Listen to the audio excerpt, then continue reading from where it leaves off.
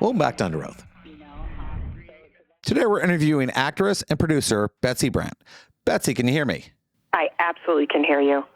You know, you were on a show that is like iconic, Breaking Bad, and you do so many episodes of that, and then you basically have to start over again. You're going, all right, well, what's the next show? And you just produced a new movie called The Bad Orphan. And is it just so difficult to move from project to project? Sure. I mean, it's difficult, but it's also like, it like that's the way it is. And so if I want to do this, you have to accept that. But it's also, I mean, I like that I get to do all these different things, and that, there's a good aspect to not knowing, what you're going to do next all the time, so as long as it kind of just depends on how you look at it. Now, the new movie you have out, The Bad Orphan, I believe it's on Lifetime. Why don't you tell me a little bit about it? I read the script and said, I absolutely 200% want to do this. I knew it was going to be a lot of work, and it was. My character goes through a lot. Everybody does. And it's a psychological thriller. There are a lot of twists and turns that we take. But, to me, this is a great summer movie. Again, like psychological thriller, but I think my character is someone people can relate to, and it's about what things look like and then what things are, which to me is like that's a theme I'm just repeatedly fascinated with. When you read a script like this and you're going, okay, this is the character. Oh my God, the opportunity. What can I do with this character? I mean, is that an exciting feeling for you, or do you go, okay, is it stagnant? Can I do this with it? That's everything. That's everything. And sometimes, you don't know where it's going to go until you're there and you're doing it. So, we had our director on this was really, and I would team up with her at any day of the week.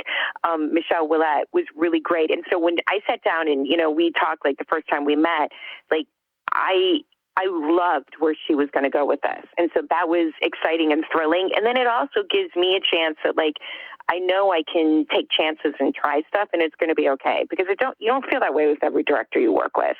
I'm like, I don't want to try that because you might use it and I don't know if it's right. But she's so insightful. She has impeccable taste.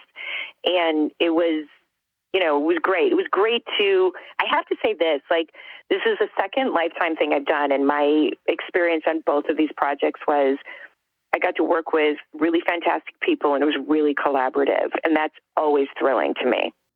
Now, I've watched interviews of yours before when you actually, when a director asks you, can you do it this way? And you actually sometimes say no, because I don't want this one to be the one that's used. Yeah. Yeah. Most of the time that's not what I say, but it's like, if it's someone you haven't worked with very much, you don't know. And I'll be really honest about it. I'm like, I'm happy to have a conversation. We can compromise, but what I don't want, and I think, I don't know. I'm a female actor, so that's all I know. I don't know if it's different for men. I think it may be, but for me, I'm like, I don't want you to do that to this, even though she's imaginary, this woman. That's not what I don't want you to do that, make that choice for her there. What I think about sometimes is sometimes they want me to do some TikToks and things like that. I'm an attorney, but I also do this show and I do stand up. And every once in a while they're going, okay, this is trending, so we need you to do this. And I'm like, no, I'm not doing that. I'm sorry. There's a dignity issue in this thing. No, you have to. Oh my God, you have to, especially as, this is the thing about social media is it's easy to get caught up in that and do what's trendy but you have to be true to you. You have to. And I feel like if you're not, that comes across too. It's tough when that happens, because especially in your line of work, because you don't want to upset the wrong people. You don't want to be written off the show. You don't want to do things. But, I think there's a line sometimes that you have to go, is this worth doing what I'm right about to do when I say no? Yeah. Yeah. Oh my God. It's always I always say there's a little bit of math you're doing. There's always a little bit of math you're doing. And that, and sometimes, but that's the same thing. With this show in particular, because of, I'm so excited for you to see this, but with the plot in this, there's some twists and turns. And I'm like, okay, what do we need to do to earn that? Because that's That's also the math I do. And like, so that it's real and it's grounded. It doesn't seem just like crazy. Like, what do we need to do to earn that? And if we do that, the payoff is great, because I love a good twist. I love a good, I like to be unexpected. I like a character to shock me. But you have to earn that. You have to earn that. And in TV show, you get to plant those seeds and play it a little bit longer. With this, it's pretty quick. And so, I mean, I would just, again, it was collaborative. Like, we get together and say, okay, what do we need in this scene so that we can have this moment in the next scene? And it was really exciting for me to do that and be involved in it in that way, which I think, it felt like a little more because I was executive producing on it. And so, it gave me that, but it was nice to sit in that seat, especially someone who, I'm not new to this business. I've been doing it for a while. I certainly don't have all the answers. And I'm smart enough to know that you have to let other people do what they're great at also. Now, what I love is when an actor tells me I'm executive producing this, because I know they're suffering like I do with my show. You don't get to just show up and go home, that you actually have to make decisions. So when this comes apart and you're going, okay, I'm getting a chance to executive produce this, are you excited about it, or are you going, wow, this is going to be a lot of work? Both, all of it. And then, like, but you have more skin in the game. And I think that's always good. I think, to invest more and put yourself out there. I think that's always good. Listen, sometimes it's really, really nice just to, show up and be a guest and be, or focus on one thing. Like I like, that's nice too. I know in certain roles, you're going to want to do that. Like I remember, on a show I was working on, the lead actor who is executive produced a lot of his stuff said, usually I'm very involved. Like, but this one, he said, I just need to focus on the acting. He's like, so yes, do I still weigh in? Absolutely. But he's like, I'm not thinking how many background actors do we need in that scene? Because he's like, I really, like, you have to know what it is you need to do the job you want to do. Now, a lot of our audience, when they see the word executive producer or producer, they don't know what it is. And I can tell them it could be anything from being a relative of somebody on the show into actually making sure everything happens. So when they offer that to you, what do you say? You go, okay, yeah, I have enough time for this. I mean, how do you even separate your time to be able to fit everything in? Well, it depends, because it's not, it might be the same title, but it's not always the same job. I mean, there are projects I'm executive producing right now that I'm developing. So you're very involved from the beginning, but some of those I'm more involved than in others. Do you know what I mean? Sometimes, like, the writer like knows what they want to do, and I'm along for the ride, but they're really driving it. And then some, it's like it's much more, it's much more of a group effort, and it's much more collaborative. So like it varies. It's just like, that's the nature of the beast when you do what we do, right? That it's like it's never the same. It's never the same, and that's the blessing and the curse of it too. And so it's so funny. I was just telling someone else, I was like, some of the best advice I got was the second job I ever did, that I'd ever been on TV, and I really didn't even know what I was doing. And so I was just kind of faking it till I make it. Like, I don't know, when I can overlap lines, when I can't, I studied acting, but not TV. So you have to figure that out, but that's exciting too. But some of the best advice I got in this TV show, Jag, that I guest starred on, was, one of the actors said, sometimes you just got to say yes in life and in your job. And that has been immensely helpful to me. All right. On a personal note, what type of dog is that you have in your house? Oh, that's my dog, Lando. He's a golden doodle. Those are the non-allergenic dogs, right? Yeah, he's a mix. So he's, we do we have some allergy, people with allergies that we love, and they're mostly good. Like, it's not so bad, but yeah, it's great. He's pretty close to being hypoallergenic. Oh, sorry. I just noticed I'm a dog person, so in the background I heard it. I was just wondering. And the sweetest. He's the sweetest. He's my boyfriend. Where I tell him, I talk to him like a person. I get up in the morning and I look him in the eye when I feed him and I say, we're in a relationship. I love you. I see you. Like, he's just like, they love us unconditionally. And it's just, he's the best. He's the absolute best. Well, the question is when you see these scripts sometimes and you're going, can I pull this off? Is this pushing the boundaries too much?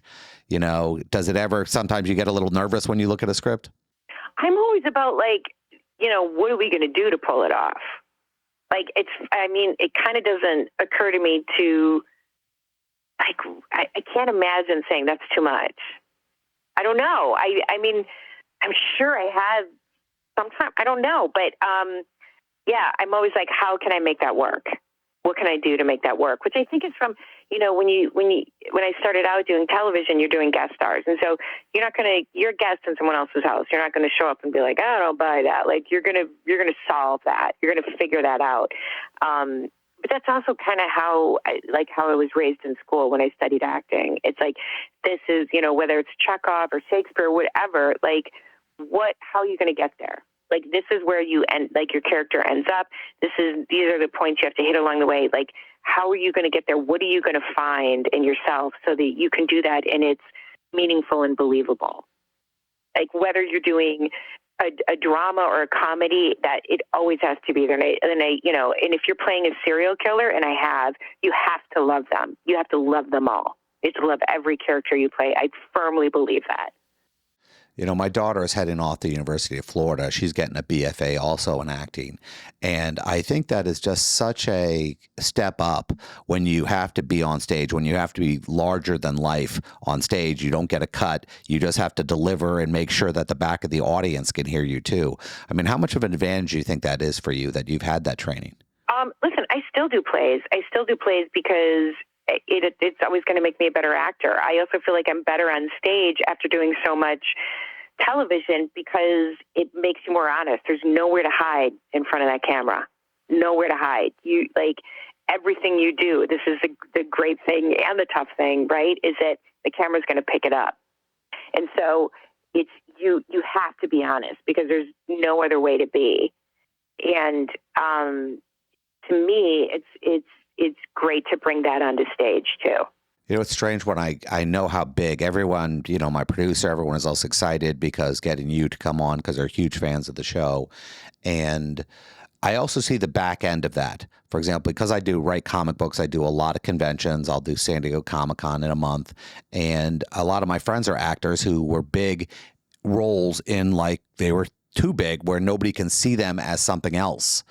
How difficult is for you to be able to go, was Breaking Bad a jump thing for you, or does it hold you back sometimes?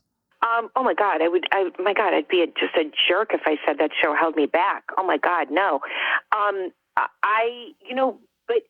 I have a really good team around me too. And, my agent was, said, all right, you did that. He goes, now I think you do a comedy because you can. And it also it broke me out of that role. Cause a lot of people, after you do something that's, Breaking Bad was it was iconic. It was an iconic show. Even when it was on the air, it managed to be that, which very few shows do. So, and that's a huge, huge, huge gift to all of us. But, I feel like a lot of people, I feel like they want me to play that character over and over again. They kind of want you to do the same. They wanted me, and I loved playing Marie, but I didn't want to play her again. So, the next job I played Michael J. Fox's wife, who was much more like me than Marie was. And so that was an adjustment too, but it was great. And she was so different. I was happy to go to, and listen, you're an idiot if Michael J. Fox wants you to play his wife and you say no. I don't know what to say to that person. You just that's what you do. So, I kind of busted out of my Marie mold pretty quickly. The one thing I always cuts me up is I'll do a convention and people will nitpick everything in my book. And I can't imagine the questions people ask you about your character in Breaking Bad, since it was such a huge thing and that they're so into it and they don't separate you from the character. How difficult is it for you sometimes to go, okay, I'm not her? Yeah, I mean, if they don't get that, like, there's not really much I can say to them to change that. Like, that's their journey. That's not, so I just don't, there's a lot I just, like, let roll off of me, or I would just be miserable. Like, there's a lot of stuff people say online. If I just don't look at it, I just don't, because I don't really feel like I need to. I don't, I don't. I mean, I'm not going to, like, this was not a huge thing, but I felt like, right after Breaking Bad, like, if I wore anything other than black, people would be like, oh my God, it's purple. I'm like, it's not, but if you need it to be, sure. Like, sure. It is a funny life because I get to talk to actors like you who started off on stage and then they get into television movies. And I like to ask this question, and I think I know the answer you're going to give me, but I'm not quite sure. You have a choice to win a Tony or an Oscar. Which one do you take? Oh my God. I take either. I don't know. It's funny. Like, I know that's just not a thing for me. I know people that have been practicing their Oscar speeches, like, since their first audition, and I'm just not that person. I'm honestly, like, I know this sounds hokey, but it's completely true for me. I'm happy to keep working. Like, I'm happy to get an award too. I've been to award ceremonies when we win and when we don't win, and the winning is really, really nice. And it's great to be honored by your peers. But I'm truly happy to just be working. Just keep the award. Just give me another job. Yeah, yeah. It's a tough life when you're only as good as your next job, and food on the table and everything. Let's say somebody comes and they say, "Listen, we have this great Broadway gig for you, but it's going to take 6 months." How do you even get to choose that? Because you're doing this huge balancing test. Yeah. And I would love to do a play in New York, and I'm sure at some point I will. I still do plays, but I'm doing like 2 month runs. Like, my kids are in school and that, like, they're going to grow up, and that's going to change for me too. But a lot of what I do is, and how I do things, it's, revolves around my family also. And that's my choice that I get to make. And I'm grateful that I get to have choices. All right. Well, let me make sure that Bad Orphan premieres June 23rd on Lifetime. Is it going to be streaming on anything else? I don't know. Does Lifetime have a streaming service? Like, I think if you go to Lifetime, you'll see like where they have it. But it airs actually, I think it's Saturday the 22nd, unless it's different where you are. But it premieres this Saturday the 22nd. All right, perfect. I can't tell you how great it was talking to you, and I really look forward to seeing the movie. Oh my gosh, you too. Such a pleasure.